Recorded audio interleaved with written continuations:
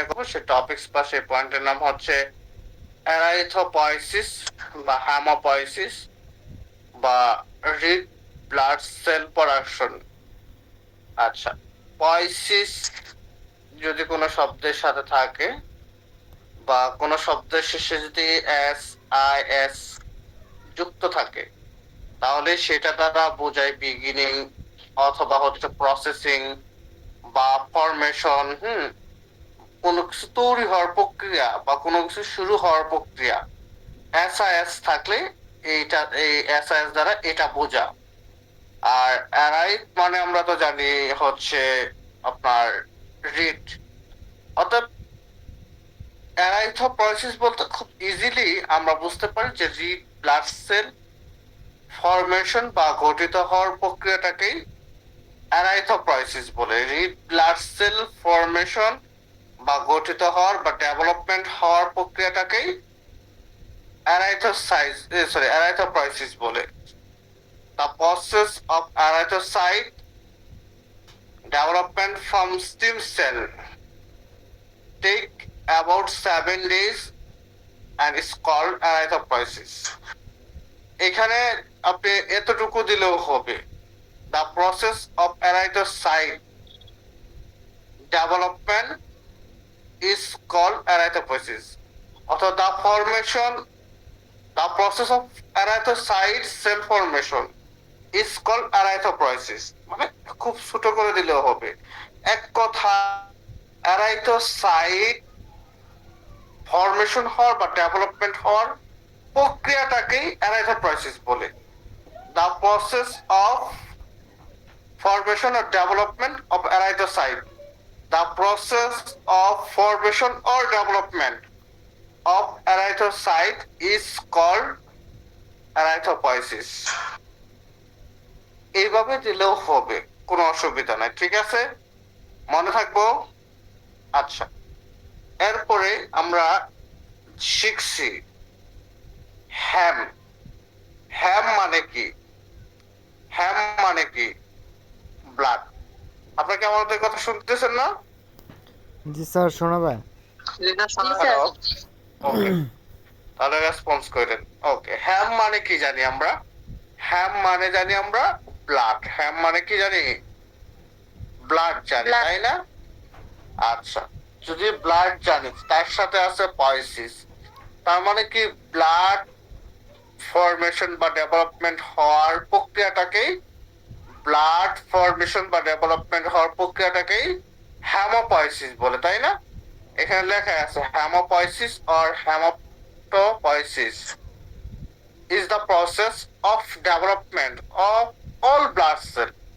অর্থাৎ সকল blood cell বা ব্লাড ফরমেশন হওয়ার বা ডেভেলপমেন্ট হওয়ার প্রক্রিয়াটাকেই হেমোপয়েসিস বলে। যদি আপনার হচ্ছে এখানে আপনার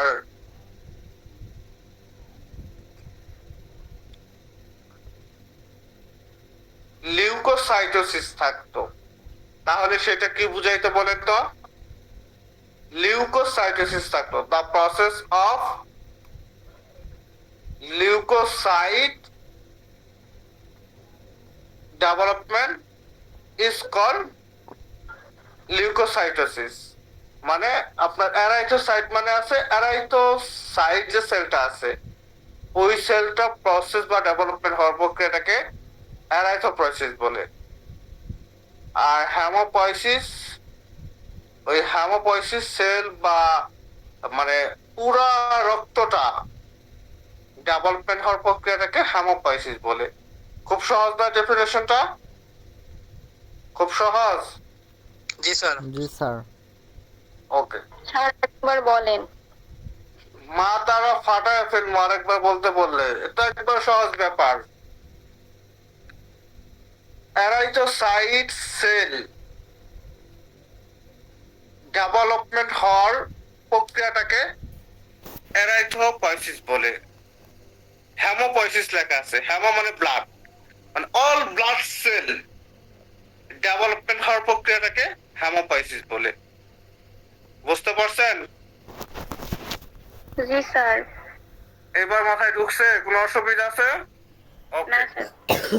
আচ্ছা, এরপরে নেক্সট, আরবিসি সেল উৎপন্ন হয় কোথায়? Site of body that produce RBC, অর্থাৎ আমাদের বডির কোথায় আরবিসিটা উৎপন্ন হয়। এর আগে আমরা একটা পয়েন্ট পড়ে আসছিলাম, ডিস্ট্রাকশন অফ আরবিসি। আরবিসি বা ড্যামেজ অফ আরবিসি বা হচ্ছে ওল্ড অফ আরবিসি, মানে আরবিসিটা কোথায় ধ্বংস হয়ে যায়, কোথায় নষ্ট হয়ে যায় পড়ে আসছিলাম। মেইনলি স্প্যালিন, লিভার, বন মেরু, মনে আছে? জি স্যার মনে আছে। ওকে, আর এইবার আমরা শিখবো যে আরবিসিটা উৎপন্ন হয় কোথায়।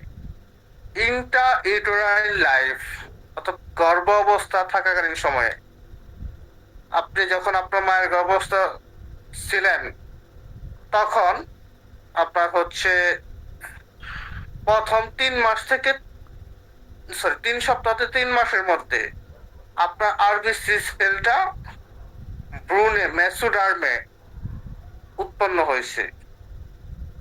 এরপর 3 মাস থেকে আপনার হচ্ছে 5 মাস পর্যন্ত সেটা লিভারে স্প্যালিনে উৎপন্ন হয়েছে।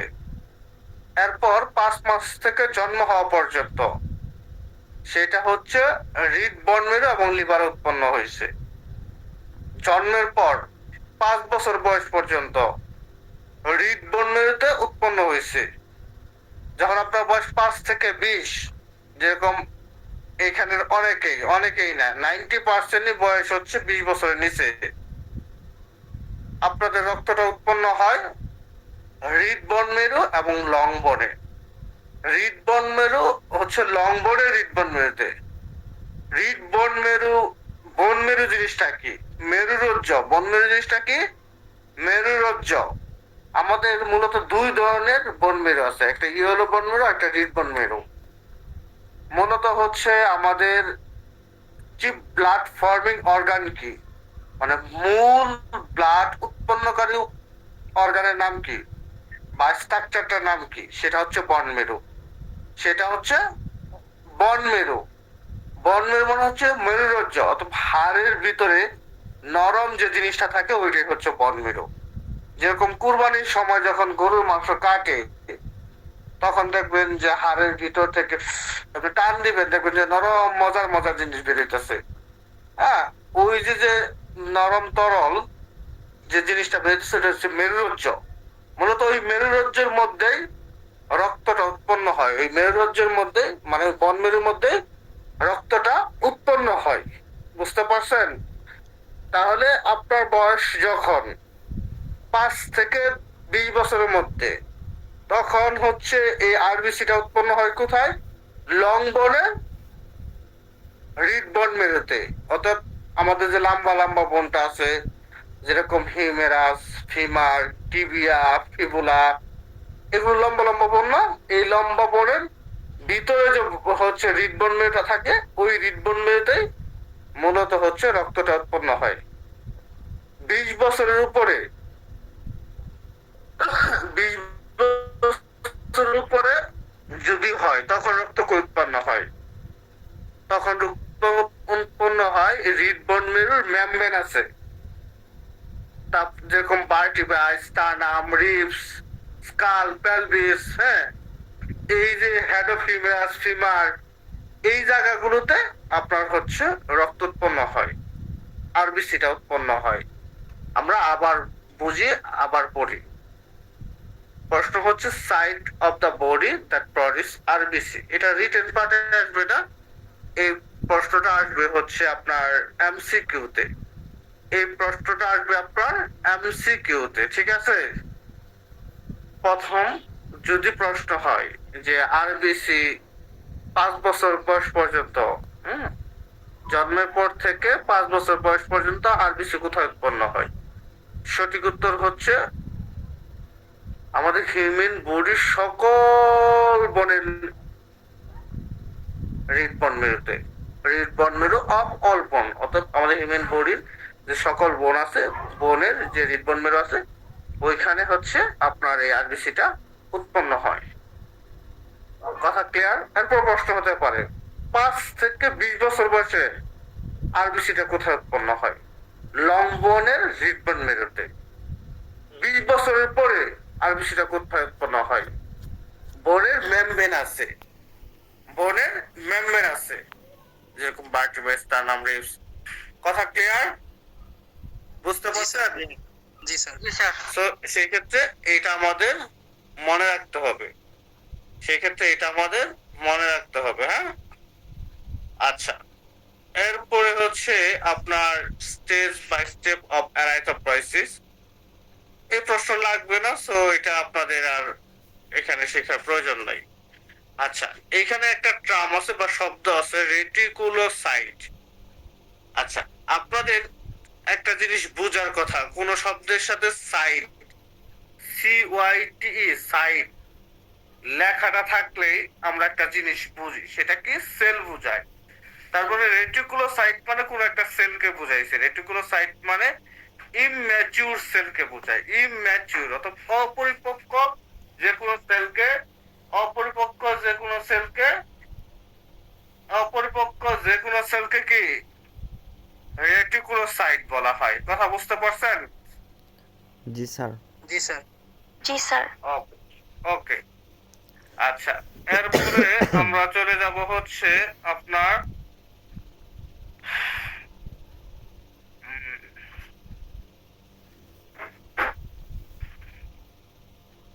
আচ্ছা, একটু গুরুত্বপূর্ণ তথ্য হচ্ছে time taken for development of maturation of RBC, অর্থাৎ আরবিসি ম্যাচিউর হতে কতদিন সময় লাগে? এটা হচ্ছে 7 দিন। আরবিসি ম্যাচিউর হতে কতদিন সময় লাগে? সেটা হচ্ছে 7 দিন। আমরা আরবিসি লাইফ স্প্যান হচ্ছে 120 দিন। আরবিসি লাইফ স্প্যান কত? 120 দিন। ঠিক আছে, মনে থাকবো? জি স্যার। ওকে, আচ্ছা।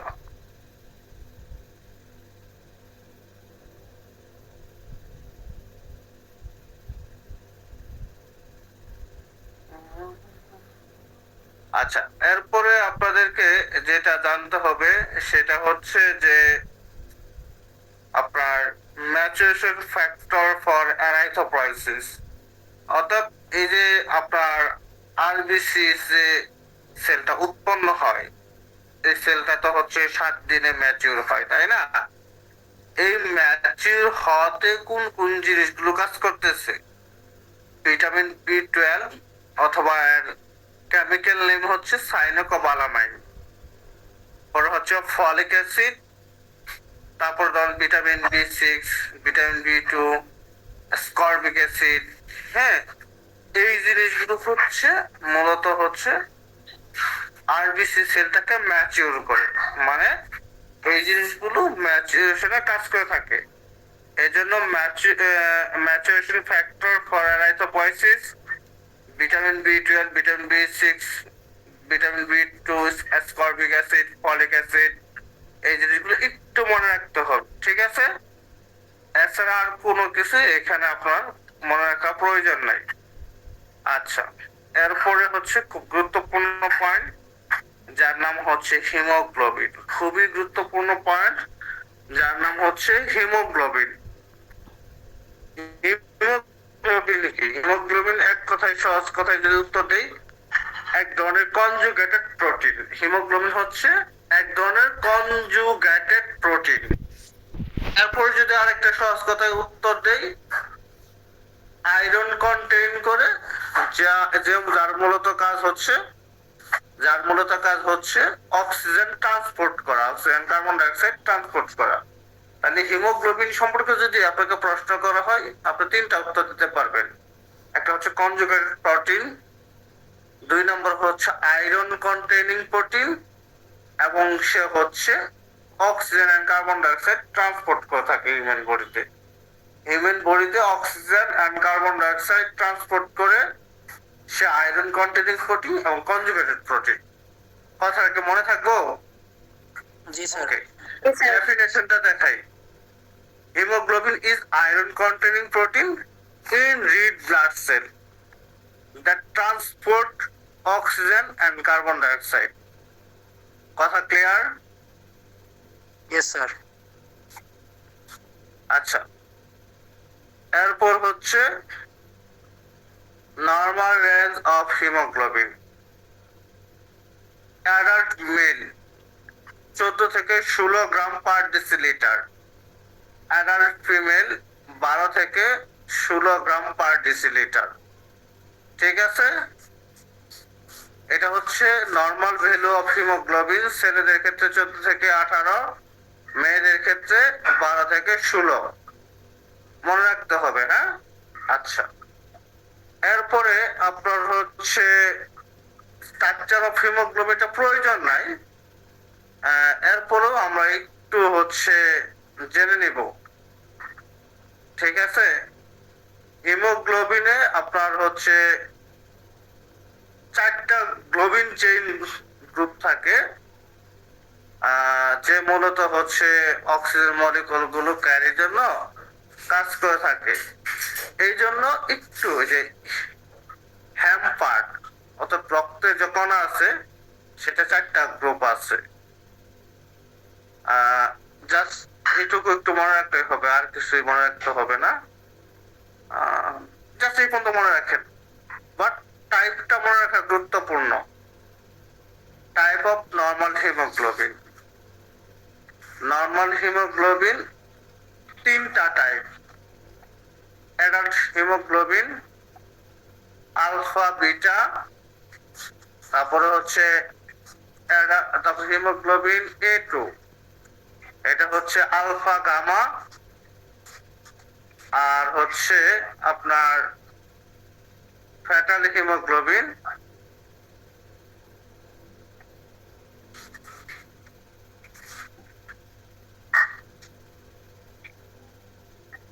এই হচ্ছে আপনার হিমোগ্লোবিনের টাইপ। Just hemoglobin A, hemoglobin A2, hemoglobin F, just এই 3টা জিনিস মনে রাখেন। Type of hemoglobin, there are 3 type: hemoglobin A, hemoglobin A2 and hemoglobin F। মনে থাকবো না? আচ্ছা স্যার, এইখানে এরপর হচ্ছে স্যার এইখানে হচ্ছে এই যে অ্যাডাল্ট হিমোগ্লোবিনের ক্ষেত্রে আলফা 2, বিটা 2 স্যার, এইগুলোতে স্যার 2 করে স্যার দেওয়া আছে কেন? এগুলো হচ্ছে আপনার তার কেমিক্যাল বা রাসায়নিক হচ্ছে সংকেত না। এটা হচ্ছে যে নর্মাল হিমোগ্লোবিন, সেখানে আলফা বিটার হচ্ছে সমন্বয় আছে, বিটা গামার সমন্বয় আছে। বুঝতে পারছেন? জি স্যার। ওকে, আচ্ছা। এরপর type of abnormal haemoglobin: HbS, HbC, HbE।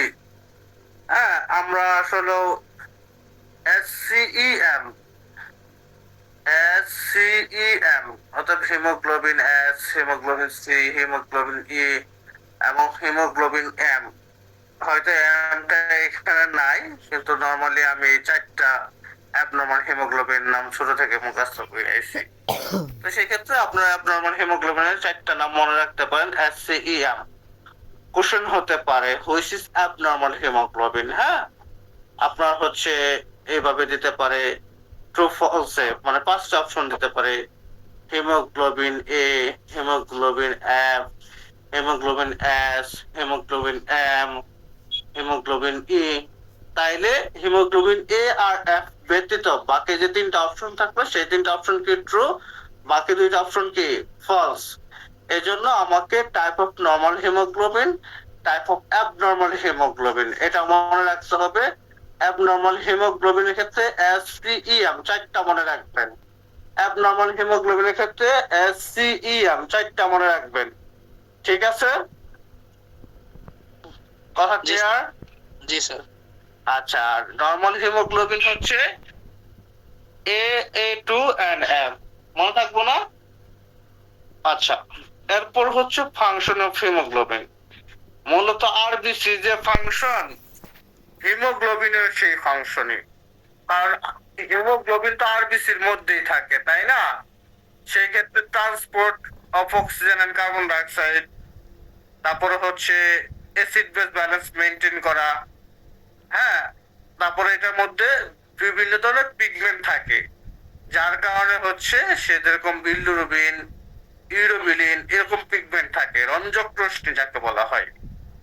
আরেকটা গুরুত্বপূর্ণ ফাংশন, এই হিমোগ্লোবিনের মধ্যে আয়রন রিজার্ভ থাকে।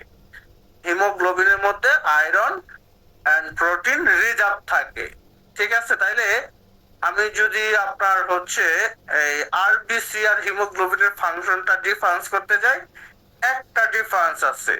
সে একটা ডিফারেন্স কি? RBC help to determination of blood group for present antigen. আর হিমোগ্লোবিনের সেই ক্ষেত্রে আর বাকি যে ফাংশনটা আছে হিমোগ্লোবিনের সেম, জাস্ট ডিফারেন্স হচ্ছে it reserve iron and protein. কথাটা কি বুঝতে পারছেন? যদি আপনাকে আরবিসির ফাংশন বলে transport of oxygen and carbon dioxide, maintain acid base balance, maintain of blood viscosity and osmotic pressure, it help determination of blood group for present antigen. এই হচ্ছে ফাংশন অফ আরবিসি। এরপর যদি আপনাকে বলি ফাংশন অফ হিমোগ্লোবিন, কথাগুলো same আছে, just it help determination of blood group for present antigen. এই লাইনটা কাটটা ওইখানে ঢোকাই দিবেন ইট রিজার্ভ আয়রন এন্ড প্রোটিন, তাহলে হিমোগ্লোবিনের ফাংশনটা হয়ে গেল। ঠিক আছে, জি স্যার। মনে থাকবো। তাইলে এখানে আমরা গুরুত্বপূর্ণ এই হিমোগ্লোবিনের ফাংশনটা মুখস্থ করতে পারলাম। র মেটেরিয়ালস লাগবে না। ডিস্ট্রাকশন অফ আরবিসি, এই যে আপনার আরবিসি লাইফ স্প্যান 120 দিন। হ্যাঁ, সাইট অফ ডিস্ট্রাকশন, আরবিসি কই কই ধ্বংস হয়, ওই যে পড়াইছিলাম mainly spleen, liver, also liver and bone marrow. ঠিক আছে, কথা মনে থাকবো? ওকে, জি স্যার। আচ্ছা, এই পর্যন্ত মনে রাখলেই হবে। ফ্যাট বেশি লাগবে না। আচ্ছা, তাহলে আমাদের আরবিসি সম্পর্কে যাবতীয় সকল তথ্য যা যা প্রয়োজন আমাদের শেষ। এবার আমরা ডব্লিউবিসি সম্পর্কে জানা শুরু করব। আচ্ছা, ডব্লিউবিসি মানে কি? হোয়াইট ব্লাড সেল অথবা লিউকোসাইট। মূলত হচ্ছে ওর কোনো কালার নাই, এই জন্য হচ্ছে কালারলেস। এবং আমরা আরেকটা তথ্য পড়ে আসছিলাম যে আমাদের হিউম্যান বডি সকল সেলে নিউক্লিয়াস থাকে, কিন্তু দুইটা সেলে থাকে না, মেইনলি হচ্ছে একটা সেল, সেটা হচ্ছে আরবিসি, আর একটা সেল হচ্ছে প্লাটিলেট। এই দুইটা সেলে থাকে না। তার মানে 100% ডব্লিউবিসি থেকে নিউক্লিয়াসটা থাকে, তাই না? আচ্ছা, এবং এই যে ডব্লিউবিসি, আরবিসি আর প্লাটিলেট যে আছে, এই তিনটার মধ্যে সব থেকে বড় হচ্ছে ডব্লিউবিসি, কিন্তু সব থেকে বেশি পরিমাণে থাকে আরবিসি। সব থেকে ছোট হচ্ছে প্লাটিলেট। আর তবে প্লাটিলেটের পরিমাণ কিন্তু 1.5 লাখ থেকে আপনার হচ্ছে 3 লাখ বা 3.5 লাখ থাকে। ডব্লিউবিসি সব থেকে আকারে বড় হলেও পরিমাণে সব থেকে কম থাকে ডব্লিউবিসি, 4 থেকে 11,000। এই তথ্যগুলো আমরা ইতিপূর্বে পড়ে আসছি, ঠিক না? তাইলে আমরা কম্পারিজন যদি একটু আলোচনা করি, আরবিসি পরিমাণে সব থেকে বেশি, বাট আকারে বা সাইজ এন্ড শেপ অনুসারে মেজো। ডব্লিউবিসি আকারে সবচেয়ে বড়, সাইজ এন্ড শেপ অনুসারে, কিন্তু সংখ্যায় অনেক কম, 4 থেকে 11,000। প্লাটিলেট আকারে আপনার হচ্ছে সব থেকে ছোট, কিন্তু সংখ্যায় মেজো, সেটা হচ্ছে 1.5 লাখ থেকে 3.5 লাখ। এই কথাটা মনে থাকবে না সবার? এবং জি স্যার। আরবিসি আর প্লাটিলেটের মধ্যে নিউক্লিয়াস নাই, শুধুমাত্র ডব্লিউবিসি তে নিউক্লিয়াস আছে। আমাদের বডিতে মূলত হচ্ছে অক্সিজেন ট্রান্সপোর্ট, কার্বন ডাইঅক্সাইড ট্রান্সপোর্টে কাজ করে থাকে আরবিসি। আর আমাদের বডিকে ডিফেন্স করা, ইমিউনিটি সৃষ্টি করা, বডিকে সুরক্ষা করা অথবা বডির গার্ড হিসাবে কাজ করে ডব্লিউবিসি। আর রক্ত যাতে কোন ধরনের অ্যাক্সিডেন্ট হলে অনেক বেশি পরিমাণে পড়ে না যায়, ক্ষরণ না হয়, এই রক্তটাকে জমাট বাঁধাইতে কাজ করে থাকে কারা? প্লাটিলেট। অর্থাৎ আমাদের তিনটা ব্লাড সেলের মেজর মূল তিনটা কাজ আছে। একটার কাজ রক্ত জমাট বাঁধা, এই জন্য আর একটা নাম থ্রম্বোসাইট। আরেকটার নাম হচ্ছে হোয়াইট ব্লাড সেল বা ডব্লিউবিসি, আর নাম আরেকটা নাম আছে লিউকোসাইট, যে মূলত হচ্ছে বডিকে ডিফেন্স করে, বডিকে সুরক্ষিত করে, বডিতে পাহারাদার হিসাবে কাজ করে। আরেকটার নাম হচ্ছে আরবিসি, যার আরেকটা নাম হচ্ছে কি এরাইথোসাইট, যে বডিতে অক্সিজেন ট্রান্সপোর্ট এবং কার্বন ডাইঅক্সাইড ট্রান্সপোর্টে কাজ করে থাকে। অর্থাৎ আমাদের হিউম্যান বডি সারা বডিতে অক্সিজেন ছড়াই দিব এবং হচ্ছে সারা বডি থেকে আবার কার্বন ডাইঅক্সাইড লাংসের মধ্যে আনবো। এই যে কাজটা, এটা করে থাকে আরবিসি, তাই না? তাহলে আমরা যদি ফাংশন অফ ব্লাড বলি, মেজর তিনটা ফাংশন লিখলেও কিন্তু ফাংশন অফ ব্লাড হয়ে গেল। তারপরে যদি আমি ডব্লিউবিসির কথা বলি, চোখ বন্ধ কইরা এটা বলতে পারবেন। আরবিসির কথা বললে ফাংশন বলতে পারবেন, প্লাটিলেটের কথা বললে বলতে পারবেন। পারবেন না? জি স্যার পারবেন ইনশাআল্লাহ। আচ্ছা, ওকে।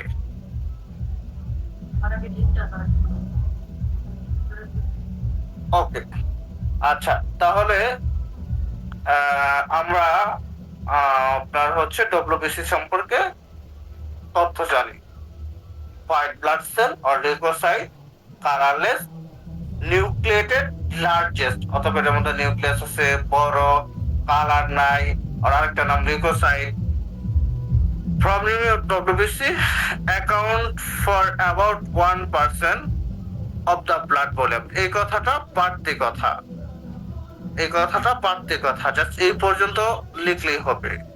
White blood sell or leukocyte are colorless and nucleated largest from element of blood. এই পর্যন্ত দিলে ডেফিনেশন অফ ডব্লিউবিসি হয়ে যাবে। আর একটা লাইন, একটা কথা, একটা অক্ষর লেখার প্রয়োজন নাই। ক্লিয়ার? Clear sir. এরপরে হচ্ছে ক্লাসিফিকেশন অফ ডব্লিউবিসি। ডব্লিউবিসি হচ্ছে দুই ধরনের, একটা হচ্ছে দানাদার আর একটা হচ্ছে অদানাদার। এই যে খেয়াল করে দেখেন, খেয়াল করে দেখেন, এই যে দেখেন আপনার এই যে এগুলো, এই তিনটা, প্রথম তিনটা, এই যে একটা দানা, এই যে একটা দানা, এই যে এরকম হচ্ছে দানা আছে, এগুলো তো অনেকগুলো দানা। এরপরে বাট নিচের দুইটা দেখেন কোনো দানা নাই, দেখছেন নিচের দুইটা কোনো দানা নাই। এই জন্য ডব্লিউবিসি হচ্ছে মেইনলি দুই ধরনের। যেগুলো দানাদার সেগুলোকে বলা হয় গ্রানুলোসাইট, আর যেগুলো দানাদার না এগুলোকে বলা হয় এ গ্রানুলোসাইট। তাহলে গ্রানুলোসাইটের বিপরীত শব্দ কি? এ গ্রানুলোসাইট। অর্থাৎ শব্দের সাথে এ বা এন সংযুক্ত হওয়ার মাধ্যমে কি পুরো শব্দের অর্থটা চেঞ্জ হয়ে যায়, বিপরীত হয়ে যায়। এটা আমরা বেসিকে পড়ে আসছি, অতএব আপনি বেসিক জানেন। বাট আমি কখনোই আপনাকে গ্রানুলোসাইটের শব্দের অর্থ বললেই কিন্তু আপনি বলতে পারবেন, এতটুকু বুঝবেন যে গ্রানুলোসাইটের ঠিক বিপরীত শব্দটা হচ্ছে গ্রানুলোসাইট। তাহলে আমরা মনে থাকবো না গ্রানুলোসাইট মানে কি? অদানাদার, অর্থাৎ যেটা দানা দানা না। আর গ্রানুলোসাইট মানে হচ্ছে দানাদার। এই দানাদারের মধ্যে আবার তিনটা ভাগ আছে, একটা হচ্ছে নিউট্রোফিল, ইসাইনোফিল, ব্যাসোফিল। অর্থাৎ গ্রানুলোসাইট কয় ধরনের? তিন ধরনের, নিউট্রোফিল, ইসাইনোফিল এন্ড হচ্ছে ব্যাসোফিল। মনে থাকবো না? গ্রানুলোসাইট হচ্ছে দুই ধরনের, একটা হচ্ছে মনোসাইট আর একটা হচ্ছে ল্যাম্ফোসাইট, আর একটা হচ্ছে লিম্ফোসাইট। মনে থাকবো? জি স্যার। ওকে, আচ্ছা।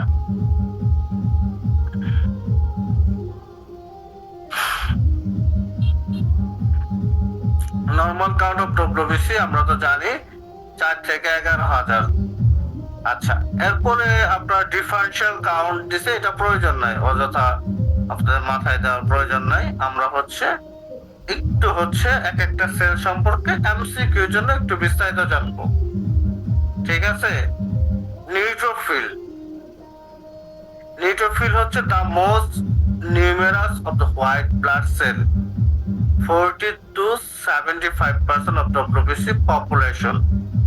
অর্থাৎ এই যে আমাদের ডব্লিউবিসি সেল আছে 4 থেকে 11,000, হ্যাঁ, এই 4 থেকে 11,000-এর মধ্যে শুধুমাত্র নিউট্রোফিল সেলটাই 40 থেকে 75% থাকে শুধুমাত্র। এই জন্য আপনাদেরকে একটু হচ্ছে ডিফারেন্সিয়াল কাউন্টটা বুঝাইতে হবে। আচ্ছা, ডিফারেন্সিয়াল কাউন্টটা আমি আপনাদেরকে একটু বোঝানোর চেষ্টা করি। নরমাল ডব্লিউবিসি বা leukocyte count in adult blood, প্রথমে আমরা দুই ধরনের পড়ে আসছে, একটা হচ্ছে গ্রানুলার সাইট আর একটা হচ্ছে অ্যাগ্রানুলার সাইট। গ্রানুলার সাইটের মধ্যে নিউট্রোফিল, ইসোইনোফিল, বেসোফিল, এটা তো পড়ছি, তাই না?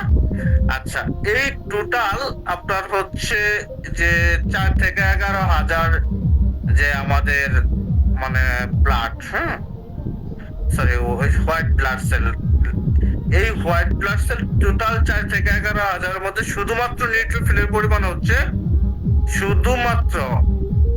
নিউট্রোফিলের পরিমাণ হচ্ছে আপনার 40 থেকে 75%, যা সংখ্যায় কাউন্ট করলে 2500 থেকে 7,500 হতে পারে।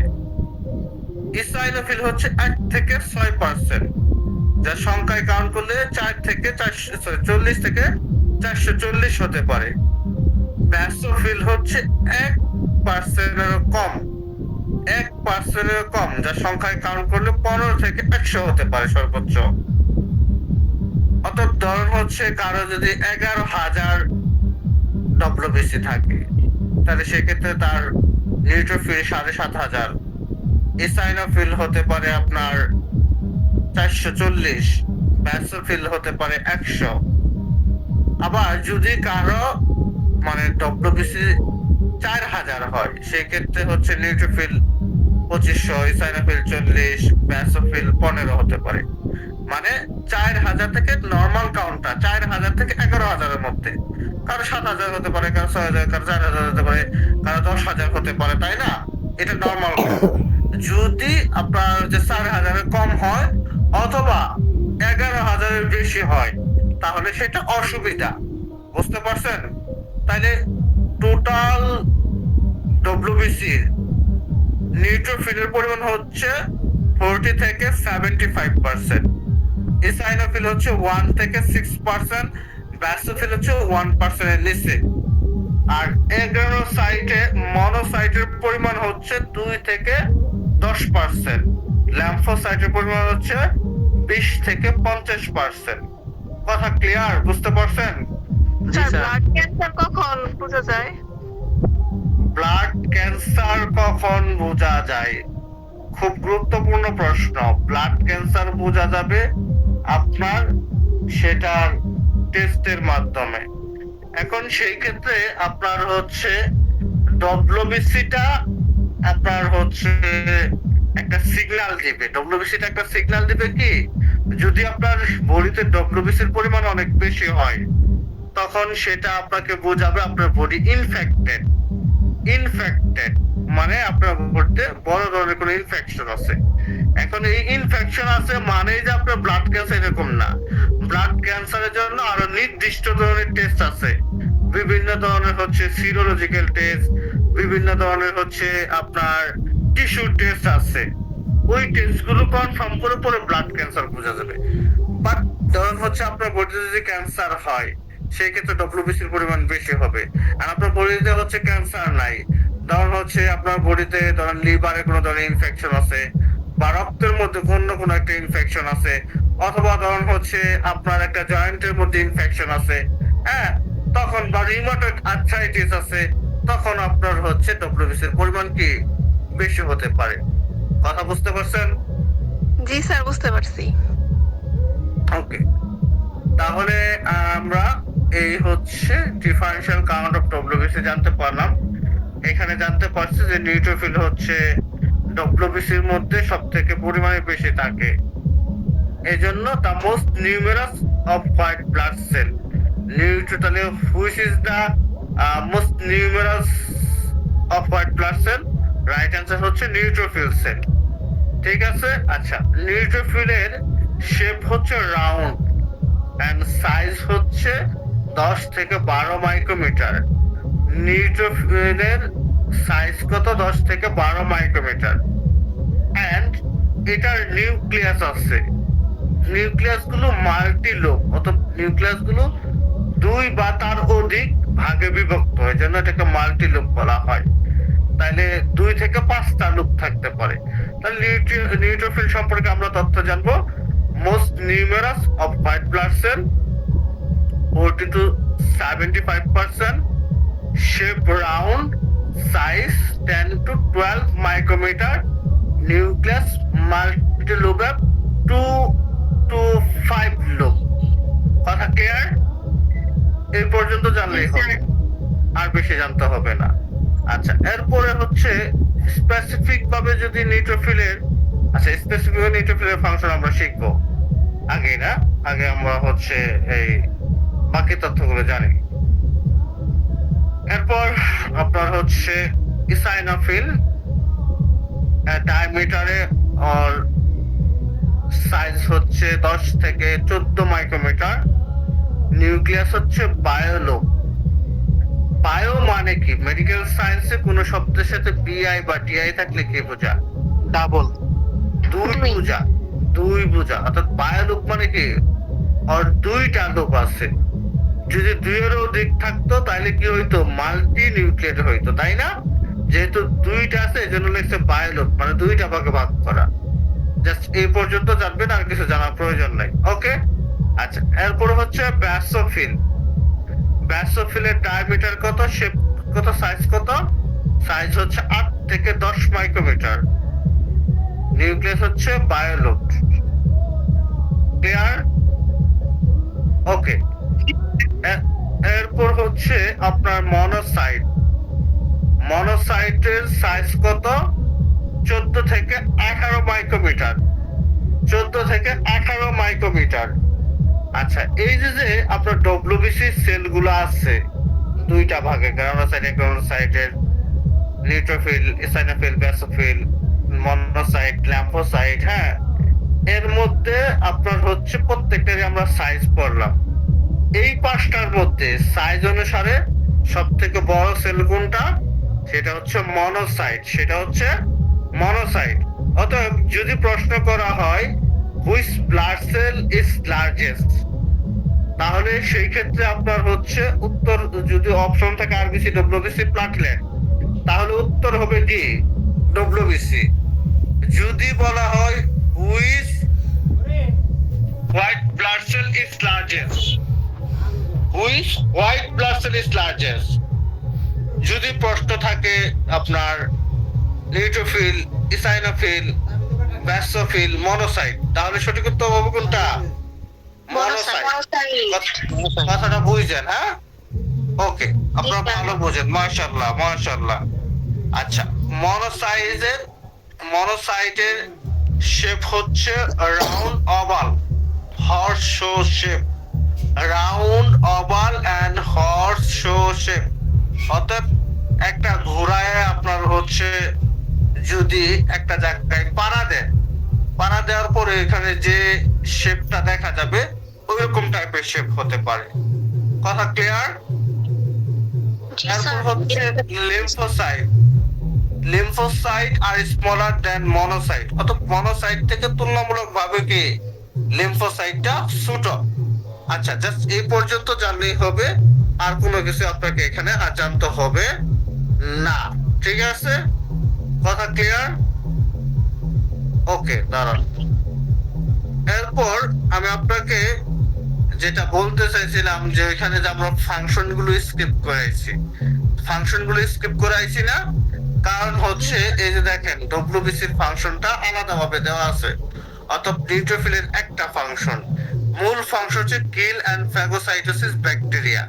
অর্থাৎ আপনার বডির ভিতরে যে ব্যাকটেরিয়া গুলা থাকে সেই ব্যাকটেরিয়া গুলা হত্যা করে খায়া ফেলে, ধ্বংস করে দেয়। এটা নিউট্রোফিল করে। ইসাইনোফিল করে কি ডিফেন্স অ্যাগেইনস্ট প্যারাসাইট। অর্থাৎ এই যে আপনার বডিতে যে কৃমি হয়, হ্যাঁ, হেলমেট গুলো হয় বা অ্যালার্জিক রিয়াকশন আছে, এগুলোর বিরুদ্ধে কাজ করে ইসাইনোফিল।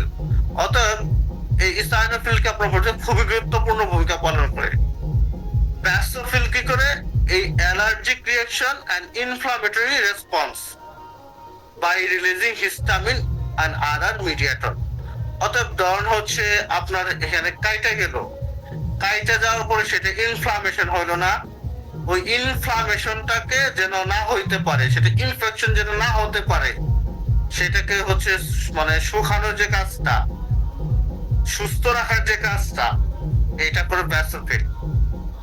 আর মনোসাইট কি করে? Macrophage in tissue, phagocytosis of microbes and debris. অর্থাৎ ধরুন হচ্ছে এই যে আপনার টিস্যুর মধ্যে, হ্যাঁ, ধরুন হচ্ছে কোন ধরনের একটা ব্যাকটেরিয়া গেছে বা ক্ষতিকর কোন একটা জিনিস গেছে, ওইটাকে প্রথমে সে নষ্ট করব, নষ্ট কইরা ওইটাকে মনে করেন যে গিল্লা খায়া একদম ওই জায়গাটুকুকে ক্লিয়ার করে দিবে। অর্থাৎ ওইখান থেকে সমস্ত প্রকার আপনার শরীরে ক্ষতি হতে পারে ওই জীবাণুটাকে সে নষ্ট করে দিবে। এই হচ্ছে মনোসাইটের ফাংশন। এরপর রয়েছে কি lymphocyte, effector and regulatory cell for immunity. অর্থাৎ আপনার বডিতে ইমিউনিটি উৎপন্ন করার যে কাজটা, সেই কাজটা করে থাকবে ল্যাম্ফোসাইট। ল্যাম্ফোসাইটের মধ্যে আবার সেল আছে, B cell, T cell, natural killer cell, হ্যাঁ। B cell antibody mediator immunity, T cell হচ্ছে সেল মিডিয়েটেড ইমিউনিটি, হ্যাঁ। আর হচ্ছে আপনার ন্যাচারাল কিলার সেল আপনার হচ্ছে ভাইরাসকে কিল করবে, হ্যাঁ, ভাইরাস করবে কোনো ধরনের হচ্ছে স্টারলাইজেশন ছাড়াই সে ভাইরাসকে কিল করে দিবে, ধ্বংস করে দিবে। এই হচ্ছে তার এক একটা ফাংশন। ঠিক এই কারণে এইখান থেকে আমরা ফাংশনটা করে এইখান থেকে আপনাদেরকে ফাংশনটা আমি শিখাইলাম। অর্থাৎ আমি এইখানে যে হচ্ছে ল্যাম্ফোসাইট, মনোসাইট, ব্যাসোফিল সম্পর্কে যে তথ্যগুলো দিলাম, ঠিক ওই পর্যন্ত এই তথ্যগুলো মনে রাখবেন। এরপরে ফাংশনটা এইখান থেকে মুখস্থ করবেন। Neutrophil kill and phagocytosis bacteria, eosinophil defence against parasite, basophil involve in allergic and inflammatory response. এই পর্যন্ত দিলেই হবে। Monocyte differentiate into macrophage in tissue, phagocytosis of microbes and debris, এই পর্যন্ত দিলেই হবে। Lymphocyte effector and regulatory cell for immunity. এই পাঁচটা লাইন এইখান থেকে মুখস্থ করবেন, তাহলে ফাংশন অফ ডব্লিউবিসি মুখস্থ হয়ে গেল এবং function of neutrophil, eosinophil, basophil, monocyte, lymphocyte মুখস্থ হয়ে গেল। কথা বুঝতে পারছেন? জি স্যার। ওকে, তাহলে আজকে এই পর্যন্ত থাক। আগামীকাল ইনশাআল্লাহ ফ্যাগোসাইটোসিস থেকে শুরু করব আমরা। ঠিক আছে স্যার আরেকবার বলে দিন কি করতে হবে।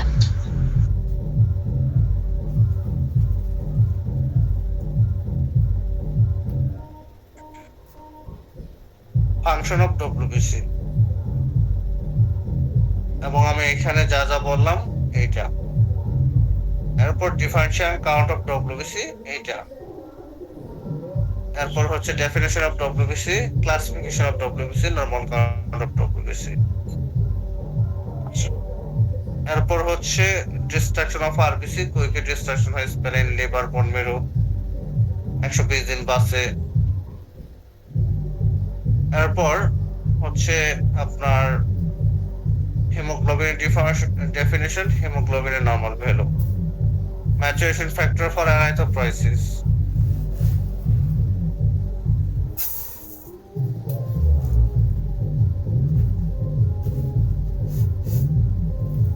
এরপর হচ্ছে site of body that produce RBC, definition of অ্যানাইথোপ্রাইসিস এন্ড ডেফিনেশন অফ হেমোপাইসিস।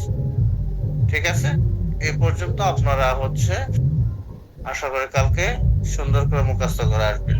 ইনশাআল্লাহ। ঠিক আছে? জি স্যার।